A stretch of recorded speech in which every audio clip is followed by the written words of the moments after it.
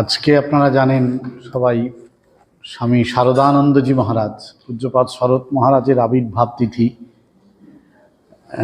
শরৎ মহারাজের জীবন নিয়ে আজকে বহু জায়গায় আলোচনা হচ্ছে।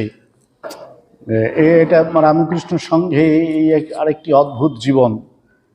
এখানে আমরা কথামৃত পড়ছি রামকৃষ্ণ বিবেকানন্দ সাহিত্যের, বা বলা যেতে পারে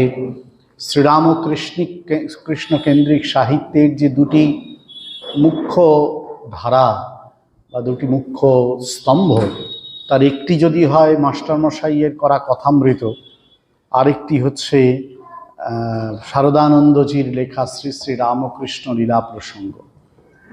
এরই চমৎকার ঘটনা আছে। আপনারা নাম শুনেছেন নিশ্চয়ই পুঁথিকার অক্ষয় সেন। অক্ষয় মাস্টার বলতেন, শাঁকচুন্নি বলতেন স্বামীজি ওকে। তো শ্রীরামকৃষ্ণ পুঁথি কিন্তু আগেই লেখা হয়েছে, মানে এই লীলা প্রসঙ্গ লেখার আগে পুঁথি লেখা হয়ে গিয়েছে। তা একবার এই লীলা প্রসঙ্গ তখন বোধহয় 3 খণ্ড বা 4 খণ্ড, যাই হোক এরকম কিছু লেখা হয়েছে, বা পুরোটাই হয়তো লেখা হয়েছে, ঠিক খেয়াল পড়ছে না। তা মাস্টারমশাই এই পুঁথিকার গিয়েছেন উদ্বোধনে, শরৎ মহারাজের সঙ্গে দেখা হয়েছে। তা শরৎ মহারাজ করেছেন কি, ওই যতগুলো লীলা প্রসঙ্গ বেরিয়েছিল সবটা প্যাক করে একটা প্যাকেটের মধ্যে করে মাস্টারমশাইকে একে দিয়ে দিয়েছেন, একে আমাদের পুঁথিকারকে দিয়ে দিয়েছেন, অক্ষয় মাস্টারকে। অক্ষয় মাস্টার নিজে বলছেন যে আমি বাড়িতে এনে প্যাকিংটা খুলিনি, তার কারণ আমার একটা অহংকার ছিল। আমি করেছিলাম যে ঠাকুরের জীবনী আমি লিখেছি আর মাস্টারমশাই লিখেছেন কথামৃতে কিছুটা, এরা আবার ঠাকুরের জীবনী লিখবে কি, এরা কতটুকুনি ঠাকুরকে দেখেছে বা কতটা বুঝেছে বলে, সেই জন্য আমি আর খুলিনি। অনেক দিন পরে একটু মনে হলো, না আমার এক সন্ন্যাসী ভাই দিয়েছে, একটু খুলে দেখা অন্তত উচিত। তারপর খুলে যখন দেখতে শুরু করলাম, এই পুঁথিকার লিখছেন অক্ষয় মাস্টার, যে দেখতে শুরু করলাম তখন অবাক হয়ে গেলাম। দেখলাম ওমা, কি আমি যা যা ভুল লিখেছি পুঁথিতে, সেই সব জায়গাগুলো শরৎ মহারাজ লীলা প্রসঙ্গে ঠিক করে দিয়েছেন। শুধু ঠিক করে দিয়েছেন তা নয়, তিনি একেবারে যুক্তি তথ্য প্রমাণ দিয়ে সেগুলোকে ঠিক করেছেন। তখন আমি আবার করলাম কি, আমি আবার নতুন করে এই পুঁথিটা লিখতে বসলাম, সংশোধন করতে বসলাম, সমস্তটা আবার নতুন করে লিখবো। এই বুড়ো বয়সে ঠিক করলাম পুরোটা সংশোধন করে লিখবো, এবং সেটা সংশোধন করে এই শরৎ মহারাজের কাছে পাঠিয়ে দিলাম। বললাম উনি যেন একবার দেখে সংশোধিত আকারে পুঁথিটি বার করেন। সেটাই হয়তো এখন আমরা পুঁথি পাই। আমার জানা নেই যে এই দ্বিতীয় সংশোধিত পুঁথি এটি কিনা। সুতরাং এরকম শরৎ মহারাজের যে লীলা প্রসঙ্গের এরকম একটি অসাধারণ মাহাত্ম্য রয়েছে। পুরো জীবনটাই অপূর্ব। ঠাকুর একবার তার কোলে বসেছিলেন, আপনাদের সবার নিশ্চয়ই জানা আছে, কতটা ভার বইতে পারে, আর মা তাকে বলেছিলেন তাঁর ভারী। স্বামীজি বলতেন বেলে মাছের রক্ত। মানে শরৎ মহারাজকে যতই বকা হোক না কেন, শরৎ মহারাজ কিন্তু কিছুতেই রাগ করবেন না। অথচ এই শরৎ মহারাজ কিন্তু পাশ্চাত্যে গিয়েছেন স্বামীজির আহ্বানে, সেখানে বক্তৃতা আদি করেছেন এবং যথেষ্ট জনপ্রিয় হয়ে উঠেছিলেন, খুব জনপ্রিয় হয়ে উঠেছিলেন। তারপর আবার ফিরে এসেছেন, নতুন রামকৃষ্ণ সংঘের মঠ মিশনের দায়িত্ব স্বামীজি তার হাতে দিয়েছেন, এবং কি অপূর্ব সুন্দরভাবে সেই দায়িত্ব তিনি সম্পাদনা করেছেন। একজন মানুষ যে এত কিছু করতে পারে একটি জীবনে, এটি ভাবা যায় না। উনি যদি আর কিছুই না করতেন, শুধুমাত্র লীলা প্রসঙ্গ গ্রন্থটি লেখার জন্যই উনি সারাটাই জীবন বিখ্যাত হয়ে থাকতে পারতেন। তারপর তো ওই আবার রামকৃষ্ণ সংঘ চালালেন, তার সেক্রেটারি হয়ে, মানে এখন আমরা যেটাকে জেনারেল সেক্রেটারি পদ বলি, তখন সেটি ছিল সেক্রেটারি পদ, সেটি তিনি চালালেন। আর সবচেয়ে হচ্ছে গীতায় ভগবানকে অর্জুন জিজ্ঞাসা করেছিলেন, স্থিতপ্রজ্ঞস্য কা ভাষা সমাধিস্থস্য কেশব স্থিতধিক কিম প্রভাষেত কিমাসীত ব্রজেত কিম। স্থিতপ্রজ্ঞের লক্ষণটা কি এবং স্থিতপ্রজ্ঞ কীরকমভাবে চলে, তার আচরণ কীরকম, এটার একেবারে সাক্ষাৎ দৃষ্টান্ত শারদানন্দজি মহারাজ। মজার মজার দৃষ্টান্ত আছে, আপনারা সবাই জানেন নিশ্চয়ই। ওই নৌকা করে পার হচ্ছেন তারা, ডাক্তার কাঞ্জিলাল সেই নৌকায় আছেন, নদী পার হচ্ছেন, প্রচণ্ড ঝড় জল উঠেছে, নৌকা ডুবে ডুবে, তখনকার দিনে এটাই মানে ডিঙি পালতোলা নৌকা, ডুবেই যেত মাঝে মাঝে ঝড়টড় হলে, তা প্রচণ্ড ঢেউ, ঝড় উঠেছে, নৌকা ডুবে ডুবে এমন অবস্থা। তা শরৎ মহারাজের কোনো, অন্যদের তো একবারে প্রাণ মানে আত্মারাম খাঁচা ছাড়া, এই মরলাম বলে আর কি জলে ডুবে। শরৎ মহারাজের কিন্তু কোনো দিকে কোনো ভ্রুক্ষেপ নেই, তিনি বসে বসে হুঁকো কলকে ছিল সেটায় তামাক খাচ্ছেন। আর ডাক্তার কাঞ্জিলাল খুব ক্ষেপে গেছেন, তিনি আর থাকতে না পারে ওই হুঁকো কলকেটা কেড়ে নিয়েছেন, কেড়ে নিয়ে গঙ্গার জলে ছুঁড়ে ফেলে দিয়েছেন। রেগে গিয়ে বলছেন, মশাই আচ্ছা লোক তো আপনি, আমরা সবাই ডুবতে চললুম, ডুবে মরতে চললুম, এই অবস্থা, আর এখন আপনি বসে এরকমভাবে হুঁকো কলকে খাচ্ছেন। শরৎ মহারাজ সেই একই রকম নির্বিকারভাবে উত্তর দিচ্ছেন, কেন আমাকে কি করতে হবে, নৌকাটা ডোবার আগেই কি জলে ঝাঁপ দিতে হবে? মানে এটা তো সারা জীবন মানে কোনো কিছুতেই কেউ ওকে কখনো বিচলিত হতে দেখেননি। মায়ের শেষ অসুখের সময় যখন কারোর হাতেই মা খাচ্ছেন না, তখন শরৎ মহারাজ যখন গেলেন এবং খাওয়াতে শুরু করলেন, এবং ওই যে বিখ্যাত উক্তি মা একটু জিরিয়ে খান, মা বলছেন দেখো এইটুকুনি কেউ এরা বলতে পারে না। একটা অদ্ভুত রকমের ব্যক্তিত্ব ছিল তার, যে ব্যক্তিত্বের একটা প্রশান্ত স্নিগ্ধতা ছিল। আমরা আজও যখন সেই ব্যক্তিত্বের কথা ভাবি আমরা খুব অবাক হয়ে যাই। অত বড় বড় দায়িত্ব সামলাচ্ছেন, লীলা প্রসঙ্গ যখন লিখছেন তখন কিন্তু মানে উনি মায়ের বাড়িতে আছেন অধিকাংশ সময়টায়, কোনো কোনো সময় অন্যত্র থেকে লিখেছেন, তা মায়ের বাড়িতে আছেন। তা সেই সময় প্রচুর কাজের চাপ, তার মধ্যেই কিন্তু তিনি লীলা প্রসঙ্গ লিখে চলেছেন। আচ্ছা, কাজের চাপ মানে সে তো এমনি নতুন রামকৃষ্ণ সংঘ হয়েছে, তার চাপ সামলানো সেটা একটা, তার সঙ্গে মায়ের পরিবারের যে ঝামেলা সেটা সামলানো। মায়ের পরিবারের তো মানে বুঝতেই পারছেন কি অবস্থা, রাধু, নলিনী, মাকু, তারপর পাগলি মামি, মানে কি মানে অদ্ভুত অবস্থা, সেটি কিন্তু শরৎ মহারাজ সামলেছে। মায়ের শরীর চলে যাবার পর এই পুরো পরিবারটির দায়িত্ব তিনি নিয়েছিলেন। তারপর ধরুন মায়ের ওই জমি মানে মায়ের যে বাড়ি আর কি, এখন যেটা মাতৃমন্দির, সেটিও যখন রেজিস্ট্রি করা হবে সেটিও কিন্তু মহারাজই তার দায়িত্ব নিয়ে নিলেন।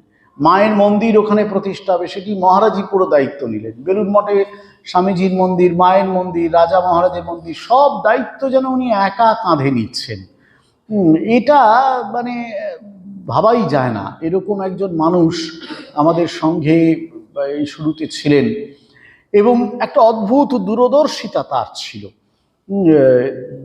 এত তপস্বী মানুষ, খুব ভালো মানে মানে খুব উচ্চ মাপের সাধক, ব্রহ্মজ্ঞানী, একেবারে সত্যিকারের কথা ব্রহ্মজ্ঞানী। একবার স্বামী জগদানন্দজি মহারাজ, তিনি আমাদের রামকৃষ্ণ মঠ মিশনের খুব শাস্ত্রবিদ পণ্ডিত সাধু ছিলেন জগদানন্দজি। এই জগদানন্দজি মহারাজ একবার ওকে জিজ্ঞাসা করেছিলেন যে এই যে লীলা প্রসঙ্গে আপনি ব্রহ্মজ্ঞান, নির্বিকল্প সমাধি ইত্যাদি সব বর্ণনা দিয়েছেন, তো এইগুলো কি আপনি মানে এগুলো কিভাবে আপনি এরকমভাবে লিখতে পারলেন? তখন শরৎ মহারাজ শারদানন্দজি উত্তর দিচ্ছেন যে লীলা প্রসঙ্গে আমি যা লিখেছি একটিও অনুভব না করে লিখিনি। তার মানে লীলা প্রসঙ্গে তো শুধু তো তিনি মানে অদ্বৈত জ্ঞান বা নির্বিকল্প সমাধির কথা বলেননি, সেখানে ধরুন বৈষ্ণবীয় ভক্তি, দাস্য, বাৎসল্য, সখ্য, মধুর সব ভাবের কথা বলেছেন, তন্ত্রোক্ত সাধন পদ্ধতির কথা বলেছেন, রামায়িত সাধন পদ্ধতির কথা বলেছেন। মানে এর সবগুলোই কিন্তু তার নিজের জীবনের অনুভবে এসেছে, না হলে অবতার বরিষ্ঠের এমন জীবন রচনা করা সম্ভবই হতো না তার পক্ষে। এটি মানে তার একটি দিক আর কি, যে সারস্বত সাধনা তিনি করে গেছেন। শুধু লীলা প্রসঙ্গ কেন, ধরুন শক্তি সাধনা নিয়ে তার যে শক্তি তত্ত্ব নিয়ে যে তার গ্রন্থ, সেটিও অসাধারণ। উদ্বোধনের সম্পাদনা করেছেন একটা সময়, কি অপূর্ব সম্পাদনা উদ্বোধনের, প্রচুর প্রবন্ধাদি রয়েছে তার, এবং সে প্রবন্ধাদি এক একটি তার অসামান্য প্রজ্ঞার নিদর্শন হয়ে রয়েছে। আর তার পাশে তার এই রকম একটি জীবন, যে জীবন কখনো উদ্বিগ্ন হয় না, ইয়াসমান নোদ বিজাতে, মানে বলা হয় যার থেকে কোনো কিছু উদ্বেগ প্রাপ্ত হয় না। এই শরৎ মহারাজের জীবন ছিল এইরকম, তার জীবন থেকে কেউ কোনো উদ্বেগ প্রাপ্ত হতো না। কত মানুষকে সহায়তা করতেন, শুধু যে আমাদের এই মায়ের সংসারকেই সহায়তা করতেন তা কিন্তু নয়, মায়ের সংসারের বাইরেও কোনো গরিব মানুষ এসেছে তার কাছে, সামান্য হলেও তিনি তাকে সহায়তা করে গিয়েছেন। এমন একটি অদ্ভুত রকমের দৃষ্টিভঙ্গি ছিল, জীবন ছিল তার। এবং সেই জন্যই গুরু ভাইদের তিনি এত শ্রদ্ধা করতেন, গুরু ভাইরাও তাকে শ্রদ্ধা করতেন। স্বামীজি তাকে ভাইস প্রেসিডেন্ট বা প্রেসিডেন্ট হতে বলা হয়েছিল, তিনি হলেন না। বলেন না, স্বামীজি আমাকে এই সম্পাদকের কাজটি করতে বলেছেন, আমি এটি সারা জীবন ধরে করে যাব, এবং সেটিই তিনি রক্ষা করেছেন, সারা জীবন ধরে সেইটিই তিনি করে গিয়েছেন, অন্য কিছু করেননি। কি গভীর শ্রদ্ধা! লীলা প্রসঙ্গের আরেকটি ষষ্ঠ খণ্ড লেখার তার ইচ্ছা ছিল, যেখানে ঠাকুরের জীবনের একেবারে অন্তিম লীলা সেটি তিনি লিখবেন। কিন্তু রাজা মহারাজের শরীর যাওয়ার পর তিনি খুব ভেঙে পড়েন। একে একে যারা পরিকর ছিলেন ঠাকুরের, মায়ের, তারা চলে যাচ্ছেন। শরৎ মহারাজ যেন এক মানে এই বাহ্য পৃথিবীর সঙ্গে আর সম্পর্ক রাখতে চাইছিলেন না। এরকম একটি জীবন, খুব বেশি দীর্ঘস্থায়ী জীবন নয়, 62 বছর, এরকম একটা 62-63 বছরের জীবন, কিন্তু এই একটি জীবন যেন একটি অনন্তকালের সঙ্গে সংযুক্ত হয়ে গিয়েছে। এবং এমন স্থিতপ্রজ্ঞত্বের এমন দৃষ্টি, সমাধিমান দৃষ্টান্ত, এমন সমাধিমান পুরুষের এমন দৃষ্টান্ত হিসেবে তিনি রয়েছেন। যুগ যুগ ধরে সাধক এই জীবনের দ্বারা অনুপ্রাণিত হবে। আর এই গ্রন্থটির কথা তো বলে শেষ করা যাবে না, লীলা প্রসঙ্গ যতবার পড়ি আমাদের মনে হয় যে পড়া কিছুই হলো না, বোঝা কিছুই হলো না। একটি জীবনের মধ্যে গল্প, কাহিনী আছে, দর্শন আছে, যুক্তি আছে, আবেগ আছে, অনুভব আছে। এই নিয়ে এমন একটি জীবনী গ্রন্থ বাংলা সাহিত্যে, কেন বোধহয় ভারতীয় সাহিত্যেও নিতান্তই দুর্লভ। এটি শরৎ মহারাজের অসামান্য দান। আজকে তাঁর আবির্ভাব তিথি, মনে হলো শুরুতে একটুখানি কথামৃত পাঠের শুরুতে একটু শরৎ মহারাজের কথাও স্মরণ করে নেওয়া দরকার। তার কারণ মজা, একটা খুব সুন্দর মজা আছে, যে লীলা প্রসঙ্গ কেন লিখবেন তিনি, কেন লিখবেন লীলা প্রসঙ্গ, সেটার কিন্তু সেটার সঙ্গে মাস্টারমশাই একটু জড়িয়ে আছেন। আসলে শুধু মাস্টারমশাই না, আরও অনেকে জড়িয়ে আছেন। মানে মাস্টারমশাই একটা কারণ শরৎ মহারাজ বলতেন, মানে লীলা প্রসঙ্গ লেখার আগে সেই সময়ে ঠাকুরের সম্পর্কে নানা প্রবন্ধাদি প্রকাশিত শুরু করেছে নানা পত্রিকায়, এবং ছোট ছোট কিছু জীবনীও প্রকাশ হচ্ছে, এবং সেখানে ঠাকুরের সম্পর্কে একটু ভুলভাল কথাও লেখা হচ্ছে। তা সেইটা দেখে শরৎ মহারাজের মনে হলো যে তাঁরা জীবিত থাকতেই ঠাকুরের সম্বন্ধে যদি এরকম উল্টোপাল্টা কথা প্রকাশ হয়, তাহলে তো ঠিক হবে না, পরবর্তী জেনারেশন তো সবই ভুলভাল জানবে, সুতরাং একটা প্রামাণ্য জীবনী গ্রন্থ লেখা উচিত। এটা একটা। আরেকটা, মাস্টারমশাই নিজে বলছেন, এই শরৎ মহারাজ নিজে বলছেন যে এই কথামৃতকার মাস্টারমশাই তিনি ওই সময়ে খুব বলে বেড়াতেন চারিদিকে যে এই মিশনের সাধুরা তারা এই ঠাকুরের পথ ছেড়ে ভুল পথে চলছে, ঠাকুর এইরকম বলেননি। বলছেন এতে আমার খুব রাগ হয়েছিল। সেইটাও বোঝাবার জন্য ঠাকুরের একটা প্রামাণিক জীবনী আমার লেখার ইচ্ছা ছিল। মাস্টারমশাই এই শরৎ মহারাজ নিজে বলছেন। সুতরাং মাস্টারমশাই এর সঙ্গে মানে একটা যোগ ছিল। পরবর্তীকালে অবশ্য লীলা প্রসঙ্গ লেখা হয়ে গেলে মাস্টারমশাই, কথামৃতকার মাস্টারমশাই সেটিকে সাদরে শিরে ধারণ করেছিলেন, এবং এরকম একটি গ্রন্থ একমাত্র শরৎ মহারাজের দ্বারাই লেখা সম্ভব, এই কথা তিনি নিজেই প্রকাশ্যে স্বীকার করতেন। এই গ্রন্থটিকে খুব শ্রদ্ধাও করতেন। তা যাই হোক, আজকের এই পূর্ণ দিন এবং সেই দিনে মহারাজের আবির্ভাব তিথি, মহাত্মাদের আবির্ভাব তিথি সবসময় পূর্ণ দিন। তারা আসেন, বলা হয় তারা তীর্থী কুর্বন্তি তীর্থানি, সৎশাস্ত্রী কুর্বন্তি শাস্ত্রানি, সুকর্মী কুর্বন্তি কর্মানি। নারদীয় ভক্তিসূত্র বলছেন এরকম মহাত্মারা যখন আসেন তখন তারা তীর্থত্ব সম্পাদন করেন, শাস্ত্রগুলোকে সৎশাস্ত্রে রূপান্তরিত করেন। মানে শাস্ত্রের যে মুখ্য বাণী সেগুলো যে কত সত্য এবং কত মানে প্রয়োজনীয়, অনুসরণীয়, সেটা তারা তাদের জীবন দিয়ে প্রমাণ করেন। আর কর্মের মধ্যে সুকর্মগুলোকে তারা আমাদের জন্য বেছে দিয়ে যান, বা কিভাবে কর্ম করতে হবে এই সংসারে থেকে সেটি তারা দেখিয়ে দিয়ে যান। শারদানন্দজি মহারাজ এরকম একটি জীবন, যিনি এসেছিলেন এই পৃথিবীতে আমাদের এই সংসারে, এবং তার লেখার মধ্য দিয়ে তিনি শাস্ত্রকে, তার জীবনের মধ্য দিয়ে তিনি তার শাস্ত্র, এই আমাদের যে ভারতবর্ষের সনাতন হিন্দু শাস্ত্র, সেটিকে প্রমাণ করে দিয়ে গিয়েছেন। এবং তার জীবনের সমস্ত কর্ম, আমাদের যে কর্মোদ্যোগ, কর্মসাধনা, সেটি দেখিয়েছে যে এই সংসারে শত সহস্র বাধা বিপত্তির মধ্যে, নানান দুর্যোগ দুর্বিপাকের মধ্যেও নিজেকে কেমন করে অচল, সুমেরুবৎ অচল রেখে সাধনা করা যায়। মহারাজ নিজে তন্ত্রে পূর্ণাভিষিক্ত ছিলেন। রামকৃষ্ণ সংঘের খুব বিরল মানুষ তিনি একজন।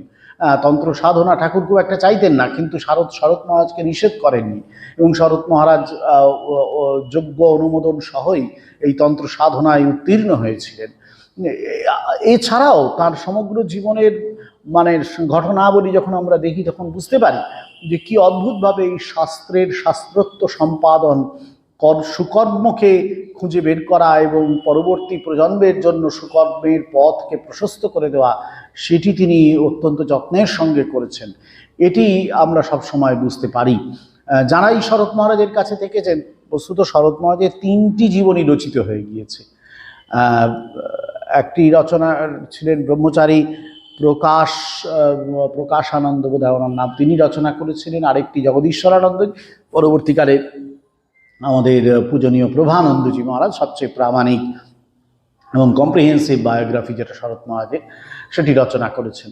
এবং এই সমস্ত জীবনী গ্রন্থগুলো পড়লেই বোঝা যায় যে শরৎ মহারাজের মধ্যে কি অদ্ভুত, মানে শরৎ মহারাজের জীবনের কি নানান রকম দীপ্তি বিচ্ছুরিত হতো সেই জীবন থেকে, সেটা পড়লেই বোঝা যায়। সেখানে কোনো রকম একটুও ভুল হয় না সেগুলো বুঝতে। এবং সবচেয়ে দারুণ হচ্ছে যে শক্তি পূজা সংক্রান্ত যে গ্রন্থটি লিখেছিলেন, তার উৎসর্গপত্রে তিনি লিখছেন যে যার কৃপায় তিনি এই সমস্ত জগতের সমস্ত নারীর মধ্যে মাতৃত্বকে দর্শন করবার, জগজ্জননীকে দর্শন করবার, মহামায়াকে উপলব্ধি করবার সৌভাগ্য অর্জন করেছেন, তার উদ্দেশ্যে তিনি এই গ্রন্থটি উৎসর্গীকৃত করলেন। বোঝা যায় যে নিজে কীরকমভাবে দৃঢ়ভাবে সেই সাধনায় প্রতিষ্ঠিত হয়েছিলেন, সিদ্ধি লাভ করেছিলেন তিনি। অদ্ভুত একটি জীবন, একেবারে কর্মে সুকঠোর, ত্যাগে অবিচল এবং সাধনায় সিদ্ধ, আবার সারস্বত প্রজ্ঞায় যার দীপ্তি একেবারে সময়কে অতিক্রম করে চলে যাচ্ছে। এইরকম একটি মানুষ আমাদের সংঘের এই সূচনা পর্বে এসেছিলেন, এবং তার জীবন আমাদেরকে আজও অনুপ্রেরণা দেয়।